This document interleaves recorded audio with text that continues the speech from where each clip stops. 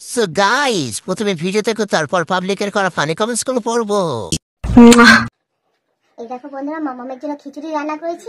খিচুড়ি রান্না করে দেখো প্লেট দিয়ে এখন খিচুড়িটাকে ঠান্ডা করে নিচ্ছি। কেন বলো তো, শীতকাল তো, শীতকালে তো আর ফ্যান চলে না।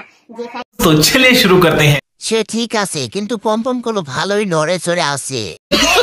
কিছুই করার দরকার, দুধ খেলে পেট ভরে যাবে।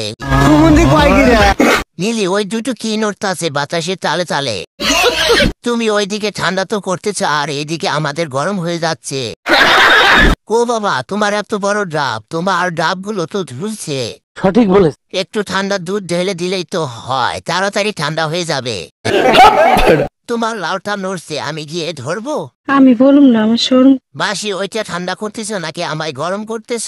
ठीक बोलेছো। হাত দিয়ে হাওয়া করা দেখাচ্ছিস নাকি ঝুলে গেছে তাই দেখাচ্ছিস? দুধ পড়ে যাবে নিচে, একটু সাবধানে, না হলে বিড়াল খেয়ে নিতে পারে। তো কথা একদম কবি নেই।